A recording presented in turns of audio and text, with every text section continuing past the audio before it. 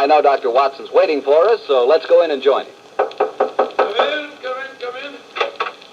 Good evening, Dr. Watson. Good evening, Mr. Bartell. You're quite muffled up tonight, I see. Overcoat, scarf, and gloves. Slip 'em off and come and join me by the fire. Thanks, Doctor. Quite a nip in the air tonight. Yes, there is indeed. Well, Doctor, you told us last week that tonight's story centered around the activities of a brilliant and beautiful woman. Yes, my boy. Her name was Irene Adler, but I never knew Holmes to refer to her by any other name than the woman. She sounds mighty intriguing. How did you happen to meet up with her? Well, I'll tell you the story from the beginning. One night, it was on the 20th of March, 1888, to be exact, I was returning home from a visit to a patient when my steps led me through Baker Street. Since my marriage, I haven't seen much of Sherlock Holmes. And you couldn't resist stopping by 221B, I'm sure, Doctor. Of course I couldn't. As I stood outside the well-remembered door, I looked up at the lighted windows and saw the tall, spare figure of my old friend pass twice in dark silhouette against the blind. He was pacing the room swiftly, eagerly, with his head sunk on his chest and his hands clasped behind him. To me, who knew his every mood and habit, his attitude and manner told their own story. He was hot on the scent of some new problem. I rang the bell, and a few moments later, found myself standing before him. Marriage suits you, Watson. You look in splendid shape. Yes, I'm feeling very well, eh? And in practice again, I see. You didn't tell me that you'd gone back into harness. Oh, how do you know? Elementary, my dear chap. If a gentleman walks into my rooms smelling of iodoform with a black mark of nitrate of silver on his right forefinger and a bulge on the left side of his hat to show where he has secreted his stethoscope, I should be dull indeed if I didn't pronounce him to be an active member of the medical profession. Same as ever, Holmes. By the way, I'm not interrupting you, am I? Yes, you are, old fellow, but it's a most welcome interruption. You're working on a new case? It looks like it. This letter arrived by the last post today. It's undated and has neither signature nor address. Read it. Look. They will call upon you tonight at 7:45 a gentleman who desires to consult you upon a matter of the very deepest moment. Your recent services to one of the royal houses of Europe have shown that you are one who may safely be trusted. This account of you we have from all quarters received. Be in your chamber, then, at that hour, and do not take it amiss if your visitor wears a mask. Great Scott, it all sounds very mysterious. What do you imagine it means? Look carefully at the note, Watson. What do you deduce from it? Well, let's see. Well, the man who wrote it was presumably well-to-do. Such paper couldn't be bought for under half a crown a packet. And it's peculiarly strong and stiff. Peculiar. That's the very word. It's not an English paper at all. Hold it up to the light. You notice anything? Yes. There's a large E with a small G, and a large G with a small T woven into the texture of the paper. What does that suggest you? The name of the maker, no doubt, or perhaps his monogram. Not at all, my dear fellow. The G with a small T stands for Gesellschaft, which is the German for company. And the EG? That stands for Igria. It's a German-speaking country in Bohemia, not far from Carlsbad. So the paper was made in Bohemia? Undoubtedly. The man who wrote the note is a German. How do you know that? Observe the curious construction of the sentence. This account of you we have from all quarters received. A Frenchman or a Russian could not have written that. It's the German who is so discourteous to his verbs. Oh, there's your client now. I'd better go home. No, unless you have to. Oh, I could stay. I thought perhaps... Oh, then, my dear chap, stay by all means. I'm lost without my Boswell, and this promises to be interesting. I told Mrs. Hudson to let the masked visitor come upstairs unannounced. Come in. Good evening, sir. You received my note? Yes, indeed. Come in, won't you? Sit down. This is my friend and colleague, Dr. Watson. You may say anything before him that you can say to me. Whom have I the honor to address? You may address me as Count von Kram. How do you do, sir? You must excuse this mask that I wear. The august person who employs me wishes his agent to be unknown to you. And I may confess at once that the title by which I have just called myself is not exactly my own. I was well aware of that fact, sir. You see, Mr. Holmes, the matter I'm about to discuss implicates the great house of Ormstein, hereditary kings of Bohemia. That had not escaped me either, sir. In fact, if you will state your case, I shall be better able to advise you. Your Majesty. How did you... Yes. Yes, I am the king. Why should I attempt to conceal it? Why, indeed. I shall remove the mask. There. Mr. Holmes, I have traveled incognito from Prague for the express purpose of consulting you. Then pray consult. Briefly, the facts are these. Some 5 years ago, during a visit to Warsaw, I made the acquaintance of the well-known adventuress, Irene Adler. Irene Adler? We know of her, Your Majesty. Now look her up in the index for me, will you, Watson? It's right beside you on the desk there. I imagined that the name would not be unfamiliar to you. Here we are. Abrahams, Acton Green, Hatchet Murders. Adler. Splendid. Hand me the file, old chap. Thank you. Irene Adler.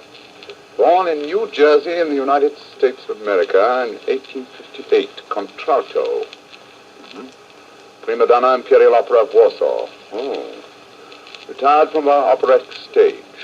Living in London. Quite so. And here's a recent notation. Your Majesty, as I understand, became entangled with this young person, wrote her some compromising letters, and is now desirous of getting those letters back. Precisely so, but how... Was there a secret marriage? None. No legal papers or certificates? No. Then I fail to follow, Your Majesty. If this young lady should produce her letters for blackmailing purposes, how is she to prove their authenticity? There's the handwriting. That could be a forgery, Your Majesty. But it was private notepaper. Stolen. My own seal. Imitated. My photograph. Bought. What? We were both in the photograph. Oh, dear me. Yes, that's very bad. Your Majesty has indeed committed an indiscretion. Did you inscribe this photograph, Your Majesty? Yes, Dr. Watson, I am afraid I did. Goodness gracious me. Mr. Holmes, it must be recovered. Perhaps if you were to pay enough, the photograph might be bought. She refuses to sell. Stolen, then. 5 attempts have been made. Twice, burglars in my pay ransacked our house. Once, we diverted her luggage when she traveled. Twice, she has been waylaid. There has been no result. Oh, yes, quite a pretty little problem. It is a deadly serious one to me. Your Majesty, what does Miss Adler intend to do with the photograph? To ruin me. Now, how, sir? Well, I am about to be married to the second daughter of the King of Scandinavia. She is the soul of delicacy. A shadow of a doubt as to my conduct would bring the matter to an end. And Irene Adler threatens to send the photograph to your fiancée, I suppose. Yes, and she will do it. Rather than let me marry another woman, there are no lengths to which she would not go. None. Are you sure that she hasn't already sent it, Your Majesty? I am sure. And why?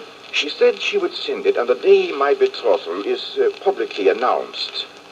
That day will be next Monday. Splendid. Then we still have 3 days. Your Majesty will, of course, stay in London for the present? Yes, certainly. You will find me at the Langham Hotel, registered as Count von Kram. Just 2 questions before you leave. What are they? Is the photograph large or small? Quite large. And it was in a heavy frame. I see. And what is Irene Adler's London address, please? Briony Lodge, Serpentine Avenue, St. John's Wood. Thank you, Your Majesty. Good night, and I trust that we shall soon have some good news for you. I am placing all my hopes in you, Mr. Holmes. Good night. Good night, Dr. Watson. Good night, Your Majesty. Fascinating problem, Holmes. I wish I could help you with it. You can, my dear chap. I shall be glad of your company. That's our first move, Holmes. A good night's rest. We'll meet here at 10 o'clock tomorrow morning. And then? Then, my dear fellow, we will see what we can find out about Miss Irene Adler, late of the Warsaw Imperial Opera Company, and at present residing at Briony Lodge, Serpentine Avenue, St. John's Wood.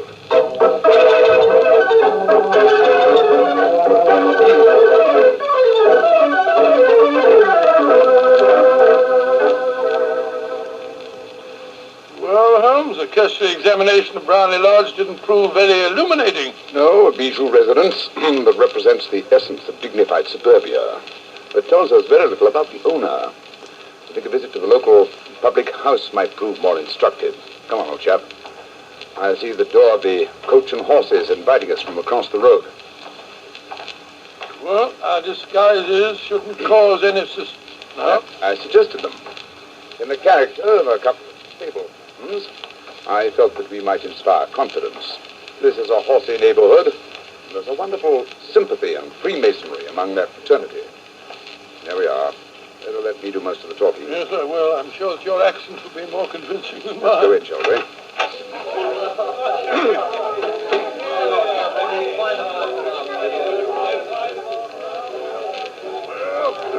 What'll it be, mateys? Oh, for Baltimore, please.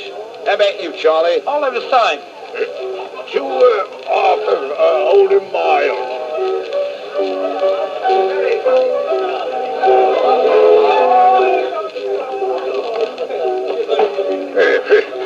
Here we are, mateys. That'll be a tenner. Have a drink with us, Governor? Oh, don't mind if I do. I'll have a Guinness. You blokes new around here? Oh, yes, we had just come over from Clapham. Clapham, eh? Well, here's looking at you.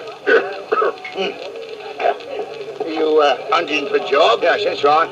Well, we was told that Miss Adler across at Bryony Lodge needed a new coachman and groom. Well, it's the first I've heard of it, but it might be true. Have you been over there to ask? No, not yet. We thought we'd find out something about the old girl first. She ain't no old girl, matey. She's the prettiest young thing you ever saw under a bonnet, and that's a fact. You know her, Governor? Yeah, of course I know her. Used to drive a carriage, I did, before I come to work here. Oh, what's she like? Well, nice little lady as you'll find, chum. Work yard? No. She lives quiet like. Goes out singing at concerts once in a while. Rest of the time, it's money for jam. She goes out for a drive in the park every day at 5 and comes back to dinner at 6:30. Rest of the time, your own. No, shan't manage, you say? No. But she's got a bloke that comes to see her all the time. He's a barrister. Nice gentleman. Mr. Geoffrey Norton is his name. Good-looking fella. Wouldn't be surprised to see him get sliced. Sounds like a nice cushy job to me. Come on, Charlie. Let's get over to the house and see what's what. Much obliged to you, chum. Well, good luck, matey. Good night. And thanks for the Guinness. What's our next move, Holmes? Let's draw back to Brownie Lodge, shall we? I'm undecided whether to continue my investigations there or to try and find out something about Mr. Geoffrey Norton, the barrister. If he is just her lawyer and nothing else, it's more than likely that she's entrusted the photograph to his safekeeping. Hello. There's a cab waiting outside Miss Adler's house. Hurry, Watson. Maybe Mr. Norton's. Here we are at the gate. Yes. And here comes a man hurrying down the pathway. Quick. Behind this post. Listen. Where to now, Mr. Norton? Try like the devil. First to Gross and Hankey's in Regent Street, and then to the Church of St. Monica in the Edgware Road. Half a sovereign if you do it in 20 minutes. Right, you are, Mr. Norton. Up in. Try and signal the cab, Watson. We must follow him. Here comes one. No, it isn't. It's a private carriage. Miss Adler's, no doubt. Well, here she comes down the pathway. Back again behind the post, Watson. Where to, Miss Adler? The Church of St. Monica, John, and half a sovereign if you reach it in 20 minutes. Quick! We must get a cab and follow them. Here comes a hansom. Cabby! Hi, cabby! Have you blokes got enough money to take a cab? Here's half a sovereign for you, my man. Right, you are. Where to, Governor? The Church of St. Monica on the Edgware Road, and another half sovereign for you if you get us there in 20 minutes.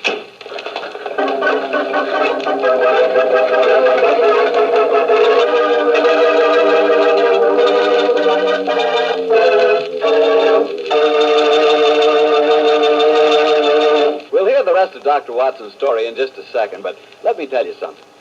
If you're going to have chicken for dinner tomorrow night, or any night, don't forget to serve that chicken with Petri California Sauterne. Believe me, Petri Sauterne is just about the last word in white wines. It's beautifully golden in color, it's delicate and intriguing in flavor, and it's just, well, you taste it and see for yourself. If you want a delicious white wine, you certainly want Petri Sauterne. Well, Doctor, again, you broke off your story at the most exciting point. Did you and Sherlock Holmes reach that church inside the 20 minutes? Yes, Mr. Bartell, we did, but the other carriages were there before us. Holmes went into the church after telling me to guard the outside. I must have waited for 10 minutes or more before Mr. Geoffrey Norton and Miss Adler came out. Spoke a few words to each other, and then left in their separate conveyances. A moment later, Holmes, still dressed as a stable hand, came striding out of the church and down the steps towards me. He was obviously very excited.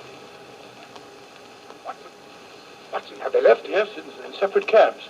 I overheard him say that he was going back to his office, and she said, I shall drive out in the park at 5 o'clock as usual. Splendid. Then come on. We can return to Big Street.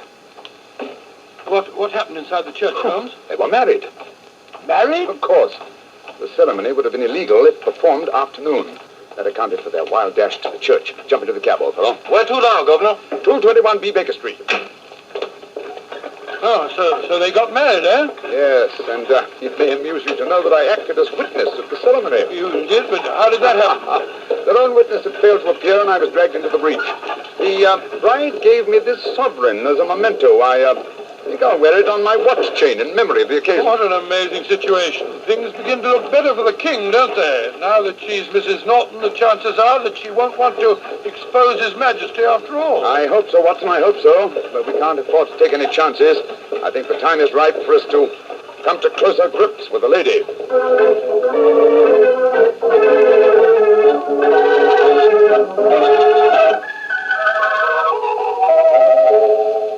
Well, Holmes, now that we've eaten, perhaps you'll tell me your plan. With pleasure, my dear fellow. And while I'm so doing, I'll proceed with applying the makeup of my new disguise. Another disguise? What's it to be this I think time? the character and appearance of an amiable, simple-minded, nonconformist clergyman would be the most suited to my plan for entering Miss Adler's house. You're going to try and enter then? I must, my dear fellow. I'm sure the photograph is there. Miss Adler, or rather, Mrs. Norton, will return from her drive in the park at 6:30.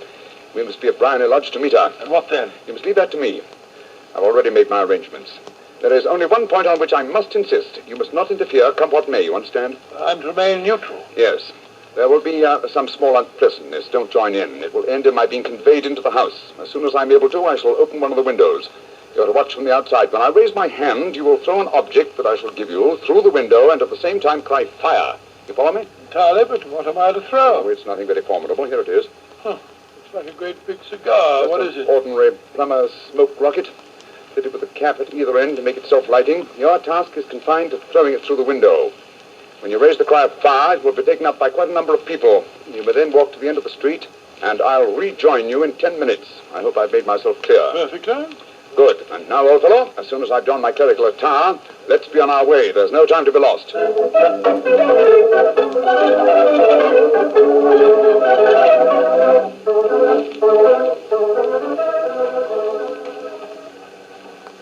It is 6:30, Holmes.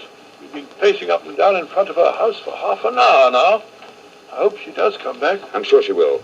There seem to be a lot of loafers hanging round her gate. All part of my conspiracy, old chap.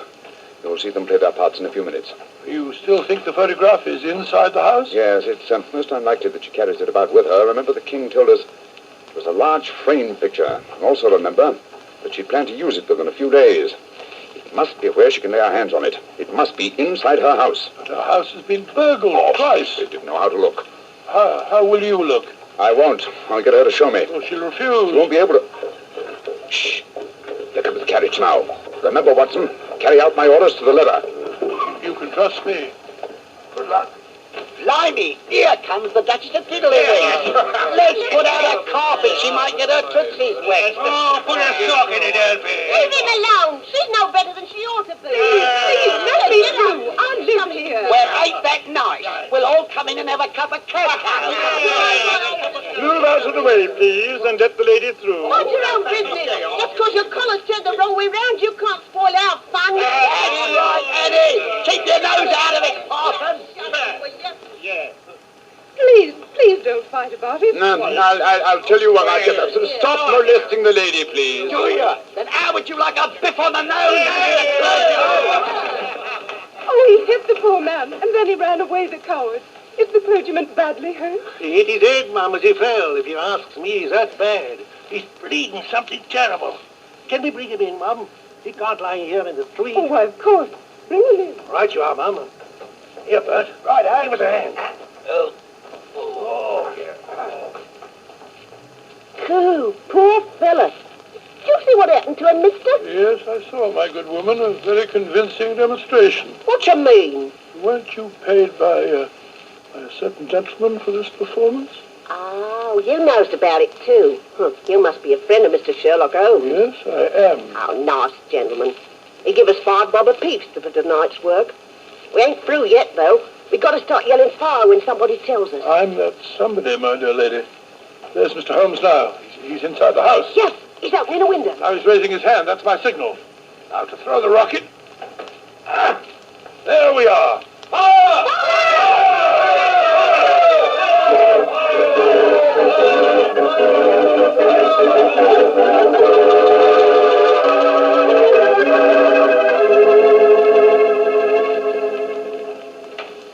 Holmes, there you are. You have the photograph? No, but I know where it is. She showed me as I told her she would. Oh, I'm still in the dark. There's no mystery, old chap. When my accomplices started around the street, I had a little moist red paint in my hand. My good friend Alfie pretended to strike me. I clapped my hand to my head and fell down. It's an old trick. Yes, I understand that, but how did my throwing the rocket help It's you? all important, my dear fellow. When a woman thinks her house is on fire, her instinct is at once to rush for the thing that she values most. A married one grabs her baby. An unmarried one reaches for a jewel box. In this case, of course, it was the photograph. Well, where was it? In a recess in the living room, just above the right-hand bell pull. I caught a glimpse of it as she drew it out. When I made it known that the fire was a false alarm, she replaced the photograph. As soon as I was able to, I advised her that I was feeling well enough to leave. You didn't take the photograph then? No, I felt that over-precipitance at this stage might ruin everything. Well, what do we do now? Drive to the Langham Hotel and inform His Majesty of what has happened. Then return with him here. After that, my dear chap, the case will be ended.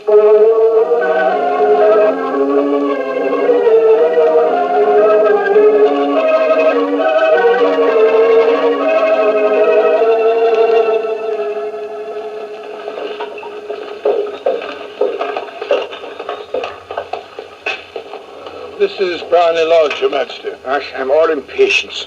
You are certain the photograph will still be there, Mr. Holmes? I have every reason to believe so, Your Majesty. I must confess this is going to be something of an ordeal. Then I suggest that you let me do the talking, Your Majesty. I think I know how to handle the lady.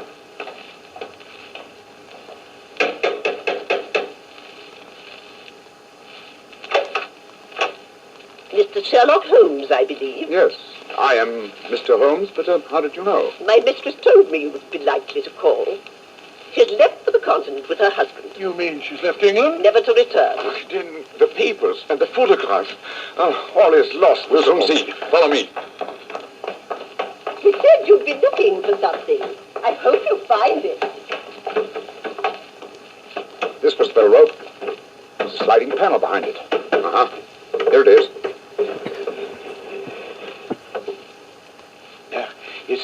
Is the photograph there, Mr. Holmes? There is a photograph, Your Majesty, but it's a photograph of the lady alone. Here's a letter, and it's addressed to me. What does it say, Holmes? My dear Mr. Sherlock Holmes, you really did it very well. Until after the fire alarm, I had no suspicion. But then when I realized how I had betrayed myself, I began to think. I'd been warned that if the king employed an agent, he would certainly employ you. May I congratulate you on your disguise as a dear old clergyman? Great Scott, he was much more clever than you thought, Holmes. Yeah, go on. What else does it say? And my husband and I both thought that the best recourse was flight. So you will find the nest empty. As to the photograph of the king and myself, His Majesty may rest in peace. Oh, thank goodness for that. I love and am loved by a better man than he. I leave another photograph, however, that he might care to possess. And I remain, dear Mr. Sherlock Holmes, very truly yours, Irene Norton, née Adler. What a woman, Watson. What a woman. What a magnificent woman. She fooled me completely. But, I'm sorry, Your Majesty. I've been unable to bring your business to a more successful conclusion. On the contrary, my dear sir, nothing could be more successful. I know that Irene's word is inviolate. The incriminating photograph is now as safe as if it were in the fire. Well, I'm glad to hear Your Majesty say so. I'm immensely indebted to you. Pray tell me in what way I can reward you.